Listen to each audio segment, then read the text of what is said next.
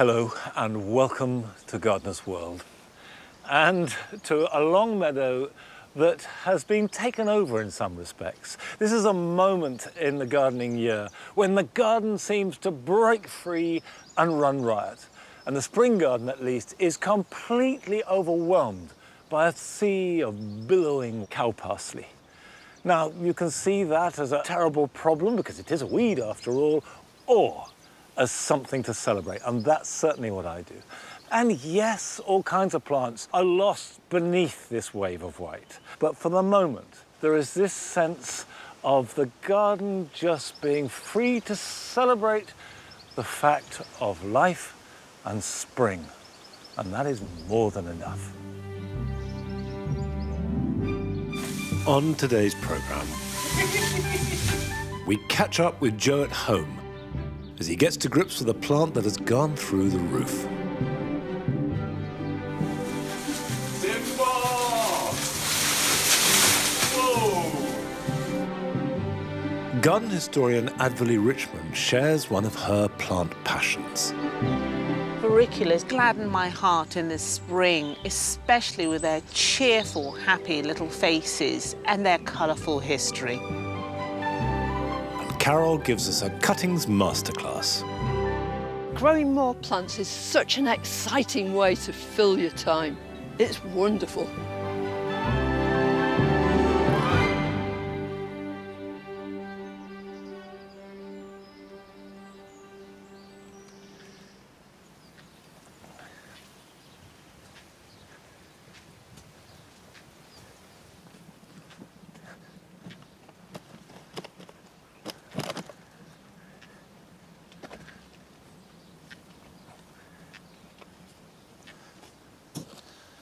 At the moment, the Jaw Garden is dominated by these alliums. This is allium purple sensation, probably the most intense colour of any allium.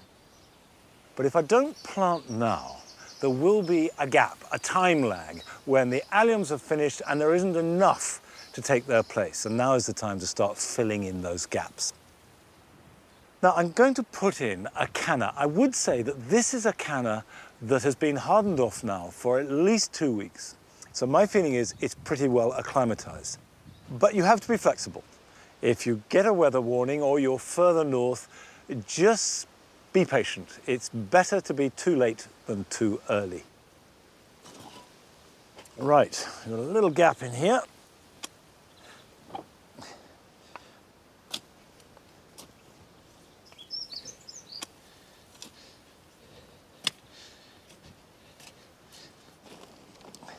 This is Canna, Wyoming, and you can see these lovely striped leaves, and then you have the orange flowers. Cannas like lots of moisture and lots of goodness, so if you've got very light soil, sandy or chalky, add masses of compost, and they'll thank you for it. Let's pop this in here. Yeah, that's perfect. And then we'll just pack around it. Push the soil down in. It's a little scruffy because it's had a winter to cope with, but I can clean that up, and as new leaves grow, I can cut off the old ones. Now, I'm going to add this plant to the Jaw Garden this year, and I've never grown it in here before, although I have grown it in the vegetable garden, because this is chard. This is ruby chard, or rhubarb chard, as it's sometimes sold. And it tastes delicious. It's got these red stems and a purpley, coppery, veined leaf. It's really decorative, which means there's no reason why you can't grow it in the border just as well as you can in rows on an allotment or on your veg plot. But it will grow fairly big, not as big as a canna, but enough to rise up above the hedge. A perfect Jaw Garden plant. And then when I'm hungry, I'll come and pick some for supper. Now, it won't be long before I can get the rest of the cannas out and all my gingers and bananas and all the tender plants, probably a week or two. But I will have to bring them all in at the end of the season because it just isn't reliably warm enough here over winter to risk it. But in Joe's garden, in East London, where it's much milder, it means that he can keep his bananas growing all the year round outside. And they don't just thrive, they actually get too big.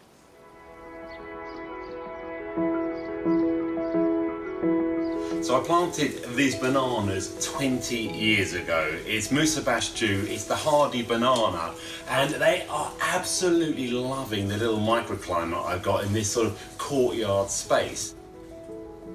Now normally you'd have to wrap these trunks through the winter, otherwise they'll just die back into the ground, but they'll reshoot every year.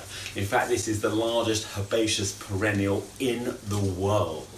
And I've actually had Hackney nanas on it several years. Last year it fruited. You can see behind me, it's an amazing flower and beautiful fruit. But what that means is that that trunk is now going to die back, so I've got to cut it back. But you can see alongside it, we've already got another little plant that's just coming through. So that trunk I need to cut back down to the ground. And I also need to lose some of these leaves on the top as well, because they reshoot every year. You get nice fresh leaves up to about 3 meters long. They're so dramatic, they're wonderful. So all this has got to go, but it grows back so quickly that within a few days, literally, you'll see some new growth.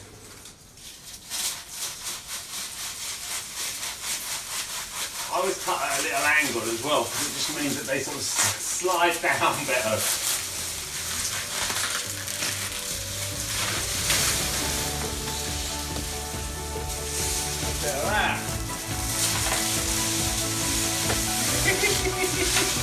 This is fun.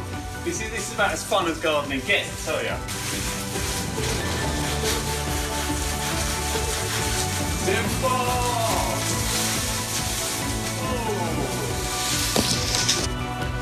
They are the most amazing plants. Seriously dramatic and great fun to grow.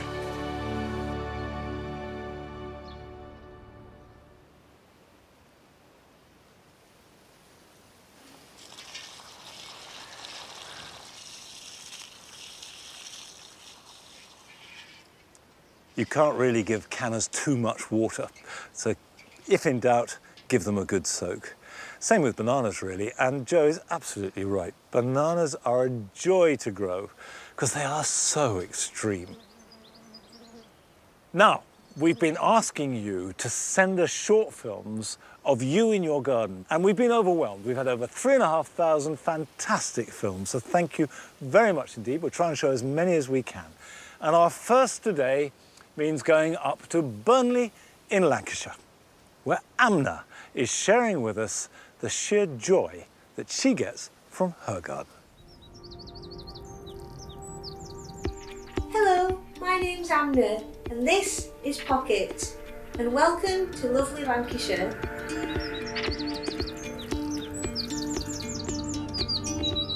I've been gardening now for about 3 or 4 years, and I really enjoy just playing with colour.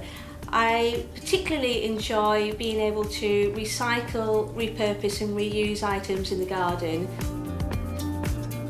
A great tip that I would like to share with you today is how to make your very own eco-friendly bird feeder. All you need to do is take an orange, scoop out the contents, thread some string through and fill it with bird seed. If you don't have any bird seed, you can simply fill it with household food such as muesli or breadcrumbs. Always remember to leave fresh drinking water for our feathery friends. Remember, gardening should be fun, full of colour and above all, make you smile.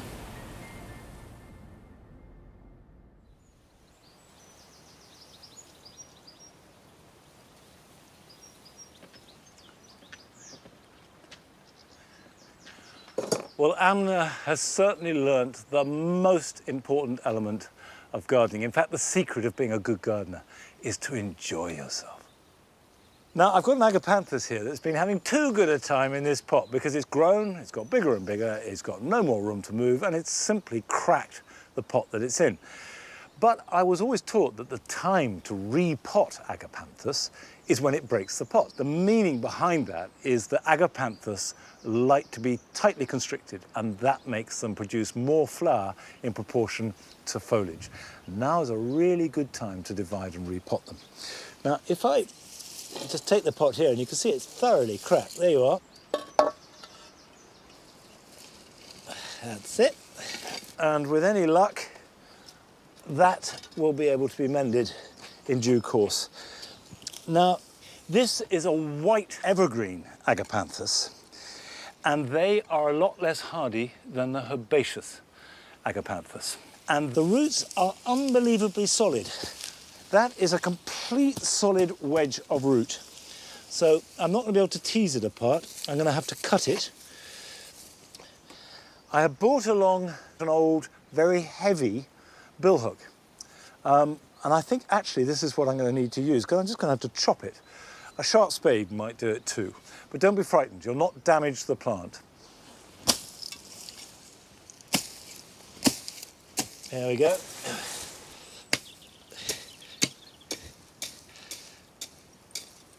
Now we can get to the sawing part. And there you go. Actually, that's worked quite well.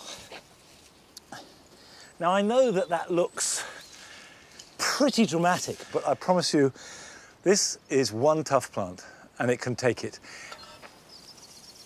So, agapanthus like freely drained soil. So, a peat-free, bark-based compost with added grit if you've got it, or sharp sand, or perlite, vermiculite. It could even be sort of small stones.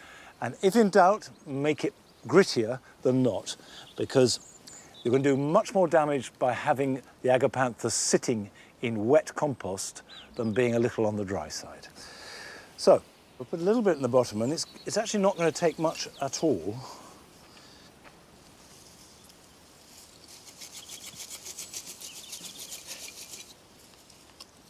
That can go in there like that, and then this one can be repositioned.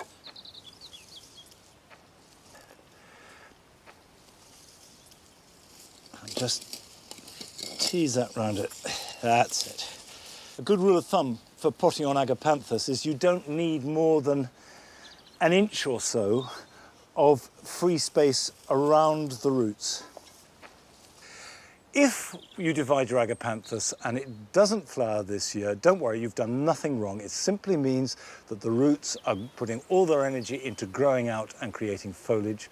And when they meet the edge of the pot, then they will start to flower in earnest. Now, just because there isn't a lot of compost and just because they're South African plants, it doesn't mean to say they don't need watering. I will water these thoroughly and then feed them once a week or once a fortnight throughout the summer. So we build up a really good root system which will power those flowers.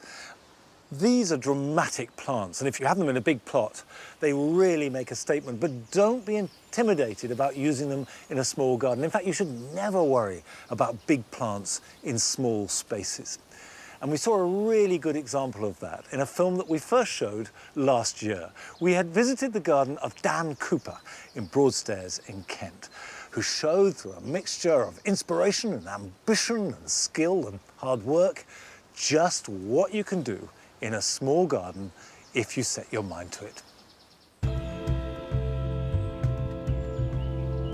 I'm known as the frustrated gardener, and that's because I'm obsessed with plants, but I have only a very small space to grow them in. I love being surrounded by plants. I get completely lost in it sometimes and forget everything else that's going on outside. So I've got two small courtyards. The jungle garden measures 20 foot by 30 foot, and the gin and tonic garden is even smaller. It measures just 20 foot by 20 foot. When I came, there was an air raid shelter, 2 outdoor toilets, and some crazy paving, and that was all. So I enlisted the help of a designer to help me get my head around what the potential of the garden was.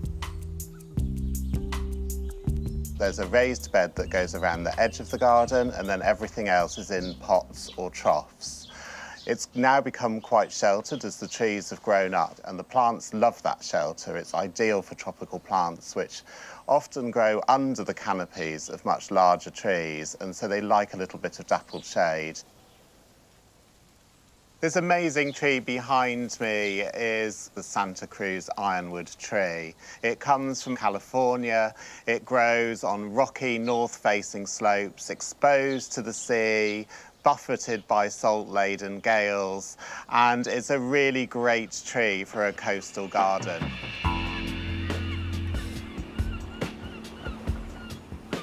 One of the stars of the show is Canna musifolia, which is a canna that believes it's a banana. It has huge green leaves with a flush of red, and it shoots up 10, maybe 12 feet in a season. At the end, if I'm lucky, I might get some very small red flowers. They're definitely not the main event. They're a bit of a bonus.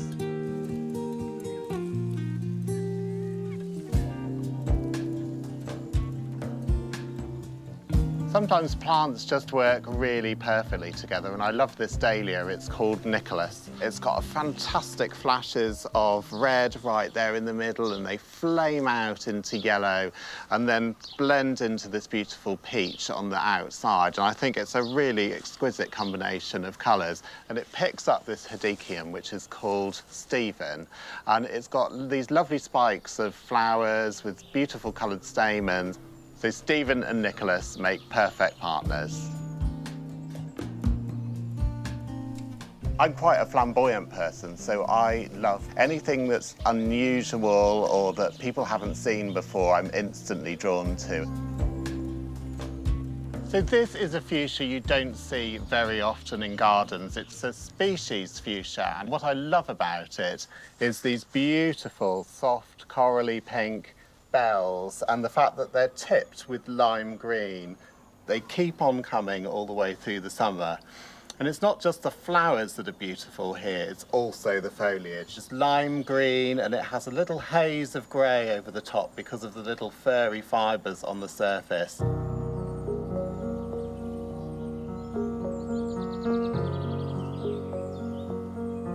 So I would encourage anyone with a really small garden to think big about what they want to do. I nearly fell into the trap of thinking very small, of not really being ambitious enough with what I could do. Make it what you want, and don't feel that there's anything really that you can't grow, because with a bit of thought and attention and planning, you can grow almost anything in a small garden.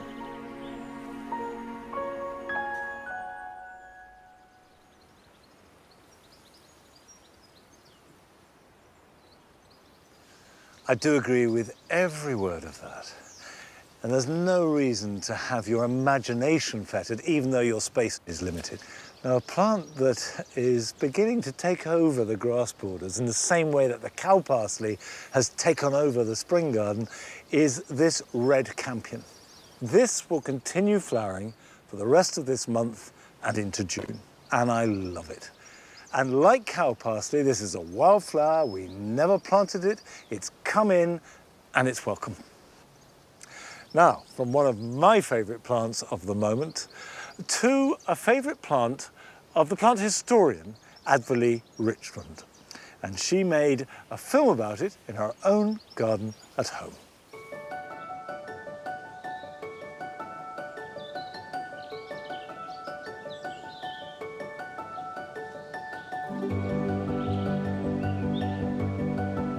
As a garden historian, I love having pieces of history in my garden, like old varieties of flowers, but I also can't resist a garden feature.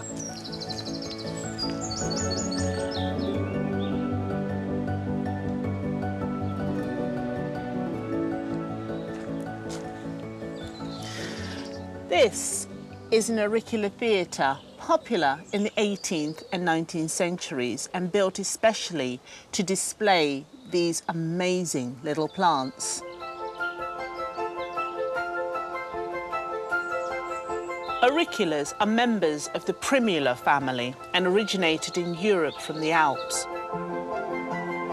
But their journey and their breeding have a long and rather beautiful story. From just a few wild plants in the 1400s, collectors began to cultivate auriculas to try and get the most elaborate range of colours and patterns. In fact, the term florist was first used in 1623 for these amateur enthusiasts who cultivated these new varieties. At first, this was a mainly aristocratic pursuit, as only they could afford these rare and expensive plants, and their expert gardeners. These new plants often had regal names to match, but some were more eccentric.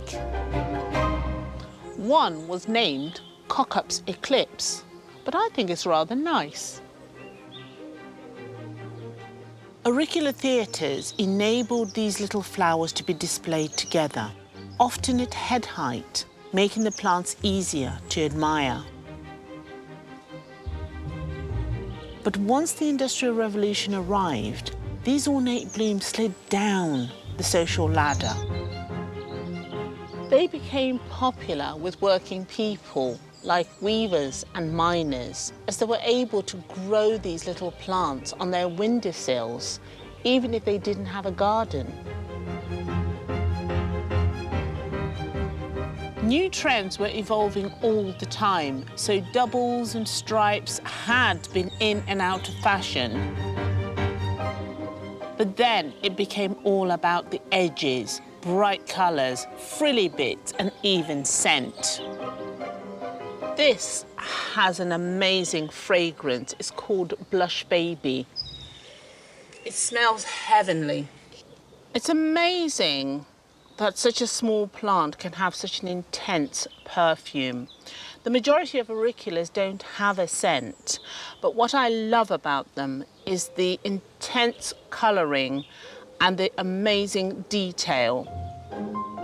The trends continued with auricular leaves. Most were plain green, but some varieties were cultivated with a flowery coat and fondly known as Dusty Millers. Dusties don't like getting wet, but many weavers worked from home, a bit like we're all trying to do now, and they were able to nip out and protect them from the weather.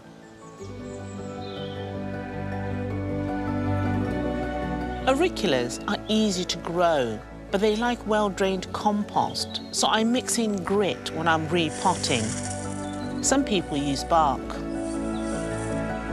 And do keep them in the shade because they'll be much happier there.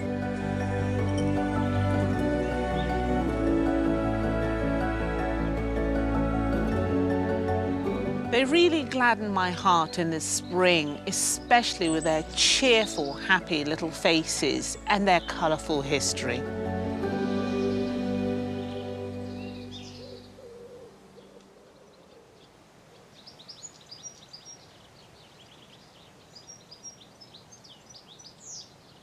I love auriculas too, and I like the formality of the theatre, but what we have here on this table outside the potting shed is entirely in that spirit. It's a display of plants that are carefully grouped together like a flower arrangement. And we have bulbs in spring, and now the succulents have come out, and by grouping plants together of a certain type and raising them up, you can really appreciate them. But whatever you use and whatever space it does all stem from those auricular theatres. Now, I've got cuttings here, some dahlia cuttings from David Howard, lovely orange dahlia with a dark leaf, and I took them about 3 or 4 weeks ago. And I don't know if you can see, but the roots are starting to appear at the bottom of the pot. And you know that they're ready to move on, either if you can see the roots or you see fresh growth. Now, the thing to do is be quite careful because the roots will be fragile and there won't be a lot of them. So I'm just going to empty the whole thing out into here, trying not to be too forceful about it. There we go. All those roots have formed. 6 new dahlias. And if I gently tease them apart, there you are. Look at that, lovely root system. So, I've got a pot, put some compost in, and dahlias like quite rich compost. That can go there like that, shake it down. And it's not too late to take dahlia cuttings, by the way. They won't flower much before October, but it's a very good way of making new plants for next year, and you might get some flowering out of them.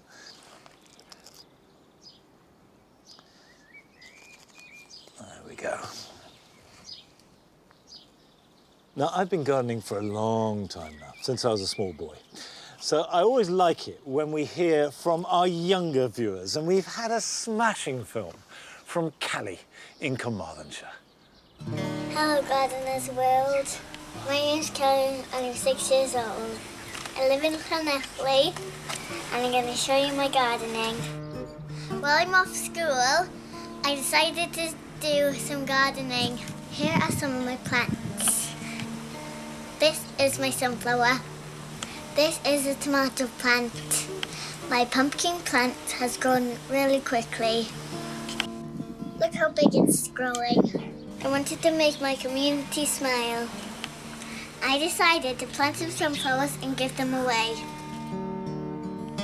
When people are walking past to exercise, they can pick up a free plant on their way. I made this sign to show people what we have.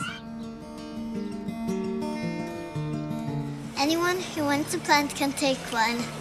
We are watering them every day until they find a new home. I hope they brighten up people's gardens. Thank you for watching my video. Stay safe, stay healthy, keep gardening. Bye.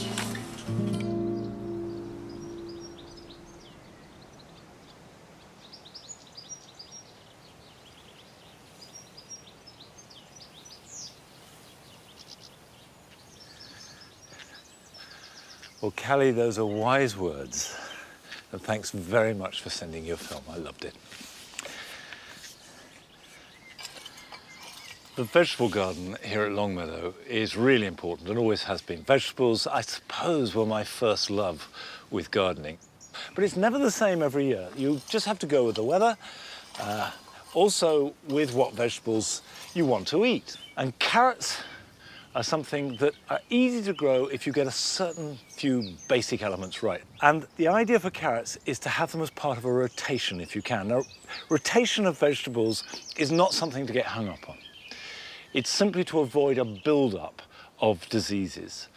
And it is quite important that you don't add manure or compost to the ground that you're going to grow carrots in. And if you do find that your carrots are splitting, that's probably as a result of too recent an application of manure or compost. And the only other thing you need to worry about at all is good drainage. Carrots don't like growing in very heavy, wet soil. And rake it to a fine tilth, which basically means removing as many lumps as possible. And then you just sprinkle the seed. And actually, I like to broadcast the carrots in rows. So, effectively, the board is acting like masking tape and blocking off that area. And then you can sprinkle the carrot seed along this strip of soil at the edge. Now, I've got a variety here, which I've never grown before, called Purple Sun. And carrots originally were either sort of shades of white or purple. Now, there are not many seeds in here, which is not a bad thing because when you're growing carrots, you want to grow them as thinly as possible. In an ideal world, they'll be spaced out about 1 inch or 2 apart. Right, so that's that one.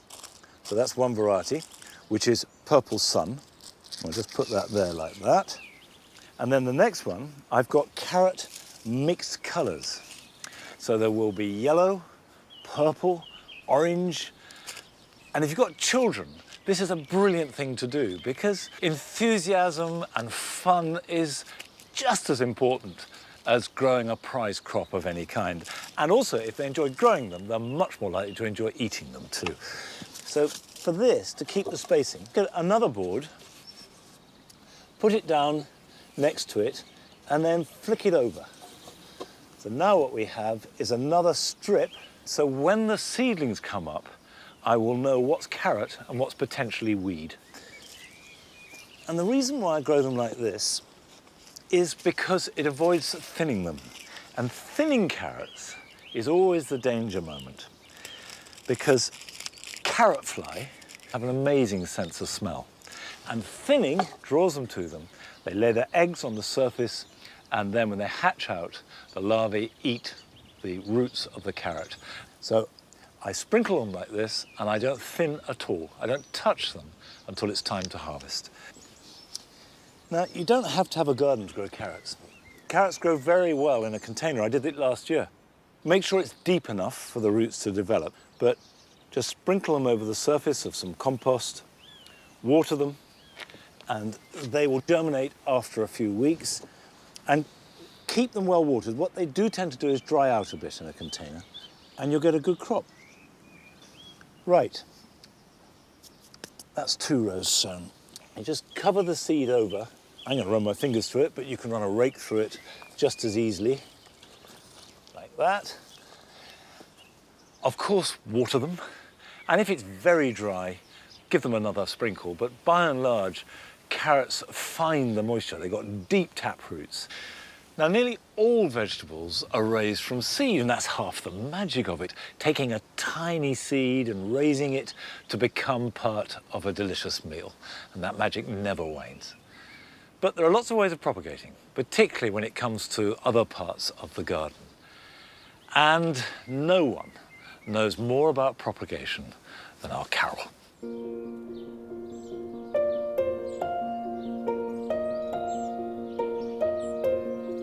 My garden at Glebe Cottage. I love it. We've been here for more than 40 years, and when we came here, it was bare. It wasn't a garden at all. So nearly everything in it has been grown from seeds, from cuttings, from divisions. I've bought a fair few plants too. And I ran a nursery for 30 years, so I had to propagate lots and lots of plants myself. And I suppose propagating, making more plants for free, is at the top of everybody's minds at the moment. We've all found ourselves with much more time on our hands than we ever imagined we'd have. And growing more plants is such an exciting way to fill your time. It also teaches you all about the plants you grow. It's wonderful.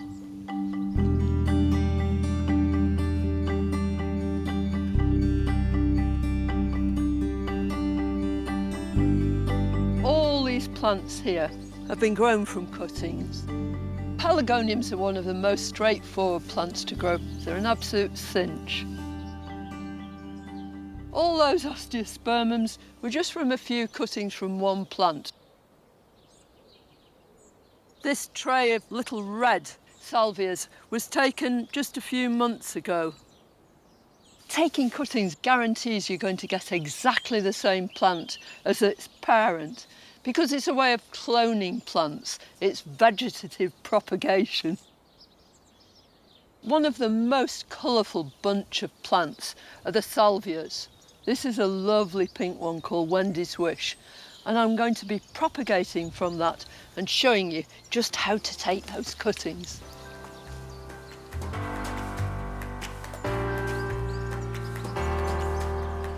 What you want to do is take a sharp knife. You can use secateurs if you're nervous about that. You want to cut right under a leaf node, straight through like that. Always do it first thing in the morning, because that's when your plants are turgid. Those stems are full of moisture, so they won't wilt nearly as quickly. So with this cutting, I'm going to remove these bottom leaves. So the reason you remove these basal leaves is just to make sure you've got a good piece of straight stem with no leaves on there at all. If the leaves go under the compost, then there's a danger they can rot. So they're out of the way, and then what I do, because all plants have got the tendency for apical dominance, which just means that they want to head for the sky. Well, you don't want your cutting to do that. You want it to bush out. So I'm going to take that whole top little shoot out there. So I've got a much shorter cutting. And now I've got to get it into this compost as quickly as I can. I'm using clay pots. They're better for cuttings simply because they're made of earth and the cutting feels much more at home. Also, they let water out of the side of them, so your cutting's never going to sit in stagnant water. But you can use absolutely anything. You can use an old yoghurt pot. They'll work anyway. I've got nice gritty compost here. It's a nice open mix. If you haven't got it, try and avoid using garden soil, but at a pinch you can do it like that. Now, I've got my trusty chopstick. Sharpen a stick if you haven't got one. And I'm just making a hole right at the edge of the compost, and then lower that cutting down until those top leaves are actually level with the top of the compost. That's really, really important. So you've got all that stem under the ground now that can make lots and lots of root. I'll twist it round and I'll continue to take cuttings from here. So there's a good straight piece, again, right under a leaf node. Remove those bottom leaves, nip out the top. Although I have great faith that my cuttings will work, I never really understood how they did it until a very good botanist explained it in simple layman's terms. He said, if you're a mammal, a human being, if the sun gets hot, you can move out of the way, buy yourself an ice cream. But if you're a plant, you've got to stay where you are. So plants actually have this facility to change the function of their cells. So what has been a stem cell on this stem can change itself into a root cell. I think that's absolutely brilliant. Try and space them out so that they're not touching one another, and just firm them in gently as you're doing that, and go in for another cutting. And then grab a handful of grit and put it all over the top. Now, the reason you use grit, it's not because I've got shares in a grit quarry, as some people think. It's because it does three things. It retains moisture once this is watered. It will make sure that these cuttings don't rot around their tops because it provides really good drainage. And it should stop weeds from germinating in your compost, especially if you've got to use old stuff. There you go. And then you want to get it into a shady place quickly while you water it. And this is the first initial watering is really, really important. Absolutely drench the whole thing. Right, so that's the first pot of cuttings done. You can increase your stock of a whole range of plants by taking stem cuttings. Pelargoniums of every size and shape are easy.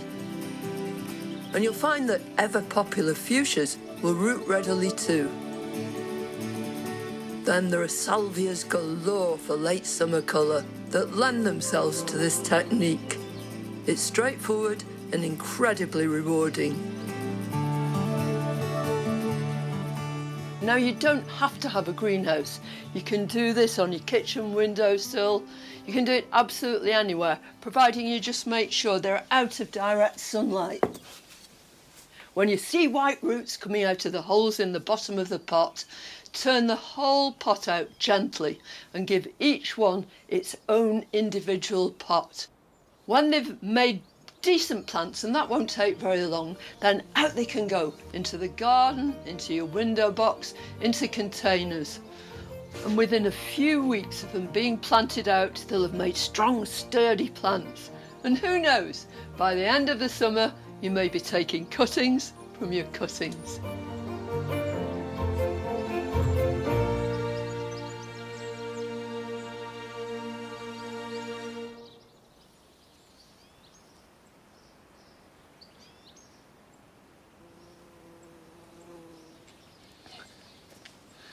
It's really good to have a masterclass showing how simple taking cuttings can be. Now, this area of the garden is the herb garden. And on this side, we have the Mediterranean herbs because it's much sunnier. And Mediterranean herbs love as much sun as you can give them and poor soil, and that's really important. So don't try and grow them in a bed that's been richly manured. And I'm talking about plants like rosemary, thyme, oregano, and sage. And there are a number of different types of sage. You can have the straight officinalis, which we have here and I have growing in different parts of the herb garden. You can have a purple sage, there's variegated sage, and sage with different sizes of leaf. But they are a shrub, and a woody shrub, and it's quite important that you cut them back every spring. So once you start to see new growth, cut them back hard. And what you should be left with are just a few leaves growing from the bare wood. But the harder you cut them, the more compact they will keep, and in the long run, the longer they will last. And so this has had a hack back, it's regrowing perfectly well. You can see this has got fairly large leaves. But although this is a good plant and I'm happy to grow it, my favourite sage for cooking has very different leaves to this. Now this is a narrow leaf sage, Salvia levandulifolia. If I just pick a piece off, compare the size and shape of the leaves. But although the leaves are smaller, they have perfect taste. Now, this bush has seen better days, and I'd like more of them anyway, so I'm going to take cuttings from it. And it doesn't matter if a plant is old and quite frankly knackered. It can still give you really healthy cuttings that will become lovely, fresh, vigorous new plants.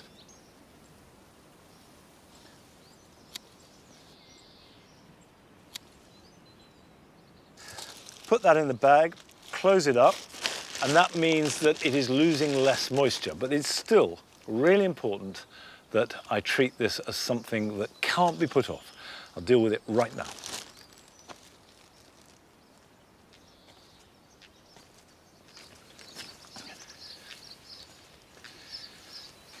Now, I have got some terracotta pots, as Carol suggested.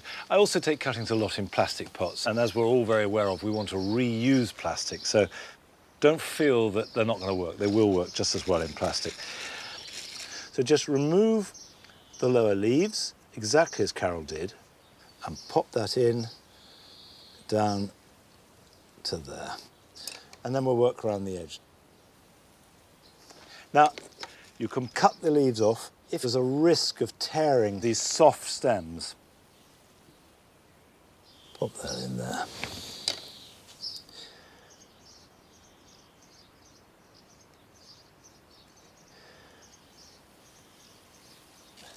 Put some grit over the top of that. I think this is something that when the opportunity arises, get yourself some grit, but don't worry if you haven't got it. So we will put Salvia levandulifolia, which basically means salvia with leaves that look like lavender. Now that needs watering, but because they're softwood cuttings, and therefore will die very quickly unless they grow roots, they need to be kept moist. That doesn't mean to say the soil kept moist, but the air. So I'm going to put them in the greenhouse.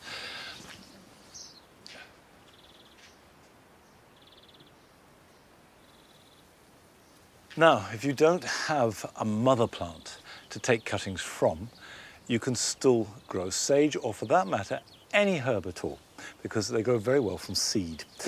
And you'll find that you can buy seed of sage very easy. This tends to be the officinalis.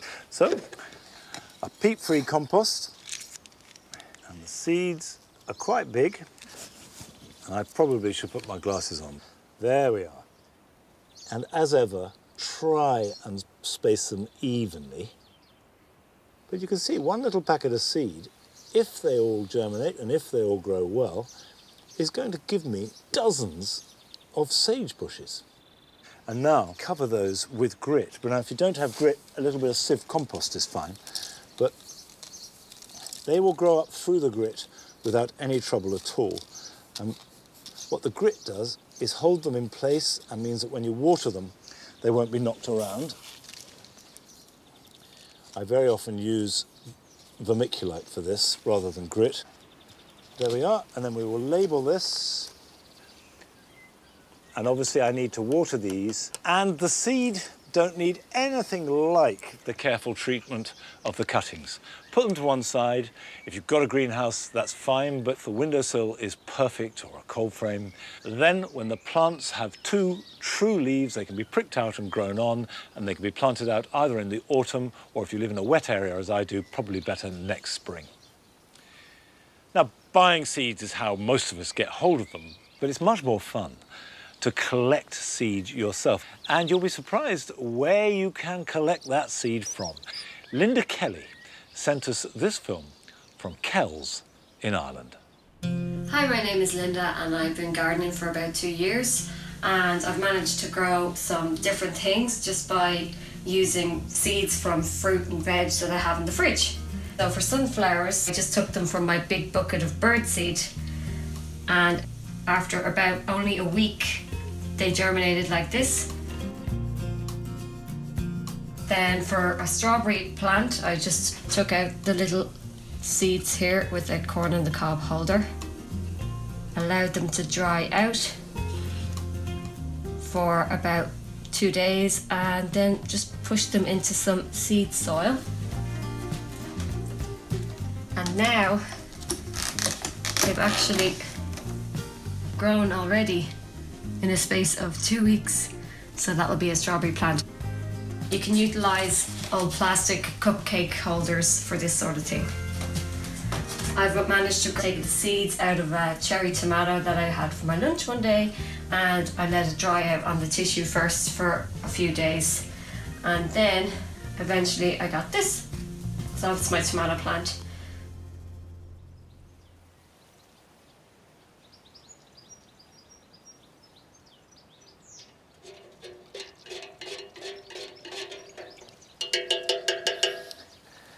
That's completely admirable. In fact, Linda, you make me feel guilty that I don't make more effort to collect seeds, but I promise I will. And thank you so much, everybody who sent their films in. We will continue showing them for as long as we can. Right, I'm mixing up seaweed feed for tulips, because most, particularly if you're growing them in a container, can be helped to flower better next year by giving them a bit of feed after they've finished this year's flowers. So in this pot that's just finished, if I take off the seed heads, so the energy is all going back into the bulb, and I feed it with a seaweed feed or a tomato feed once a week until all the foliage has died back, that gives a better chance of it making bigger bulbs next year. And just to be clear, I'm not feeding the bulb, I'm feeding the foliage. And then that in turn feeds into the bulb, and that makes next year's flower. All you have to do is just water it on.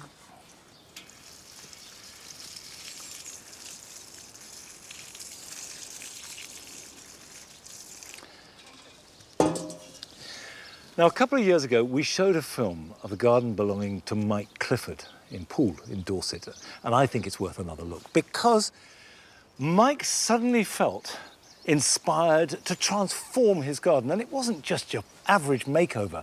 This was a change at every level, with every type of plant. So Adam felt he had to go down and have a look.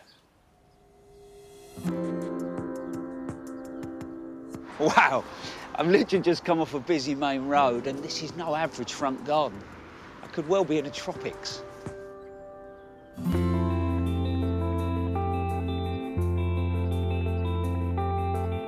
The atmosphere in this garden is absolutely fantastic. You feel like you could be sort of moving through a jungle, and the planting's really dense but detailed sort of beautifully. And I'm looking around and there's plants that I recognise, but also there's so many in here that I don't. It just leaves me really wanting to find out more. The creator of this suburban paradise is Mike Clifford. It's a stunning garden, mate. How did you actually go about designing it? Well, I actually designed it one wet Sunday afternoon on a piece of paper, and I drew out the scale, and I just tried to maximise the space. So the summer house is right in the corner, we've got a potting shed behind, all the borders interlinked so you can't see where you're going. It was just trying to make the best use of space. Yeah, because actually, though it's not a big garden, you can get lost at different points as you move through. I often get lost, yeah. My wife's always searching for me down the garden.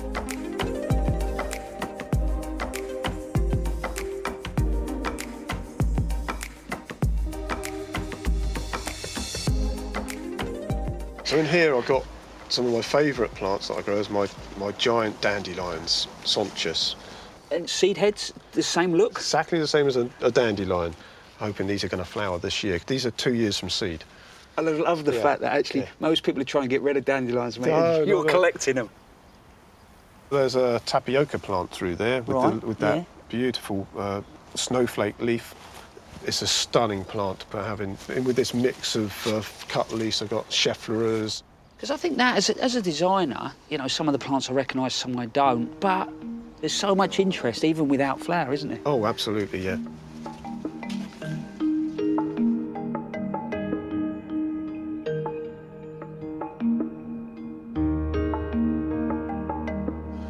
This is an interesting plant. Brachyglottis repanda. Wow, that's a mouthful, mate. Absolutely. Can you guess what its common name's called? No, go on, what is it? Bushman's toilet paper. It is, seriously, is that? It's used as toilet paper in Australia, yeah. So you're telling me when you're stuck upstairs and you run out, you send the missus out to pick something? Just a few leaves, yeah.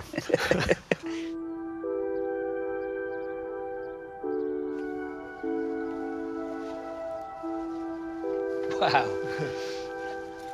This feels like you could be eaten in here, doesn't it? This is my cold greenhouse. This is full up with ferns and sarracenia and Venus flytraps, full of flies as well. This is obviously a lot of propagation goes on. Give us an idea on how you go about it. Well, most of the stuff's seed grown, to be honest. A lot of them are seeds or cuttings. But in reality, you can do this on a budget. You could do this on a very tight budget, yes. Yeah, seeds are incredibly cheap, and you could grow a good tropical border for £50 any year. I think you might be setting yourself a challenge there. I think I might be. Yeah, I think I might be.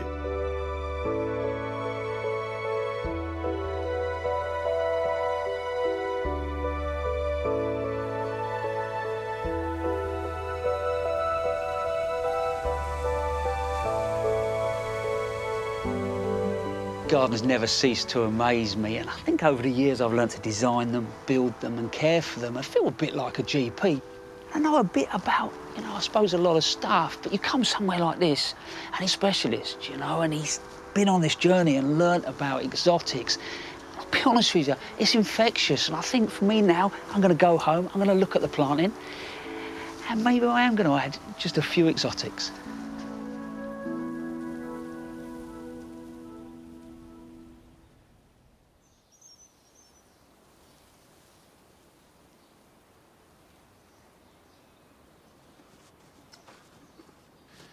I think that exotic plants can be accommodated into any garden. You don't need to have a tropical garden or an exotic look. You can add them to your style, whether it's formal or informal, wildlife garden or whatever. It can certainly add a really fascinating depth and layer of pleasure and design. Now, I want to make some comfrey feed. To encourage flowers and fruit, you don't want a high nitrogen feed. What you want is lots of potash. A basic tomato feed does the job, but by making your own, you have unlimited supply, it's free, and nothing works better than comfrey. Now, if you've got comfrey plants, the easiest way to do it is simply cut from the base like that, cut low down because they will regrow. And you could put the whole thing in and chop it up, or you could just use the leaves. And by the way, even if you don't make a feed, these make a fabulous addition to any compost heap. They really help. So just take the leaves off and then fill a bucket. And by fill, I mean really pack them in till you can't get another leaf in there at all.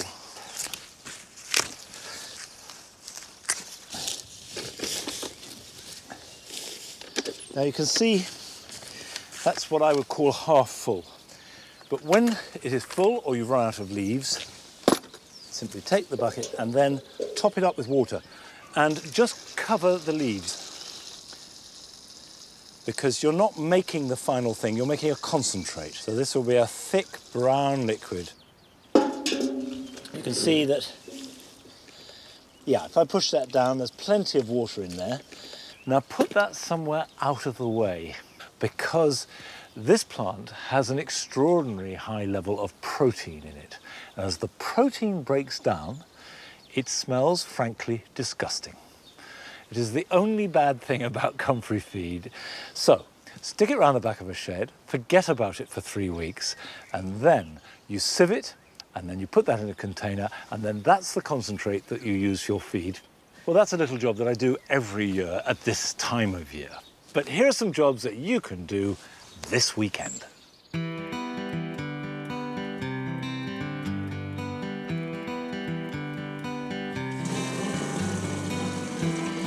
If, like me, you planted trees, hedges, or even shrubs in the winter, don't forget to water them well and give them a good soak every week for the rest of the summer. And this will set them up for life.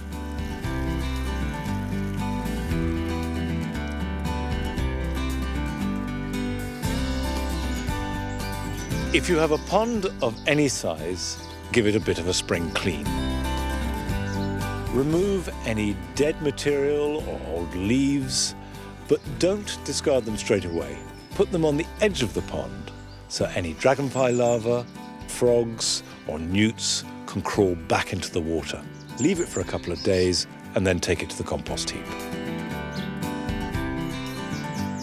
Lily beetles have become an increasing problem on all members of the lily and fritillary families. However, they are bright red, so easy to see. Approach them carefully because if they hear the vibrations of your footsteps, they fall off the plant and lie on their backs on the ground. And as their undersides are brown, they're almost impossible to see. Take them off the plant and then dispatch them as you feel fit.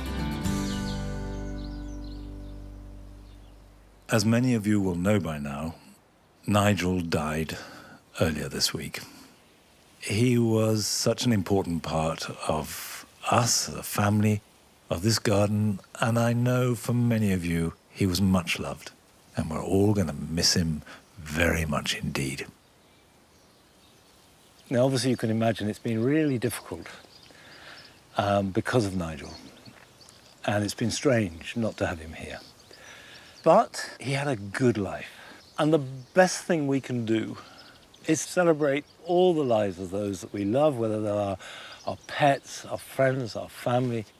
And I'm just thankful that I had 12 years of a good friend. And I'll be back here next week with Nellie, with Patty, with the garden, and I'll see you then. Bye-bye.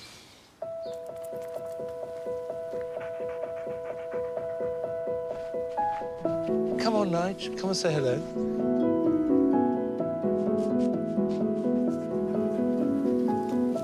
Now, this is crush bark with a little addition of tennis ball. The tennis ball, of course, is a magic horticultural ingredient, according to Nigel. Nigel, good boy. Do you want to see what's in there? Look. Why did you put it in? And very quickly, grass can compete. What? I'm talking to the nation. Now, go away. Go on. He's going to put it back in there right now.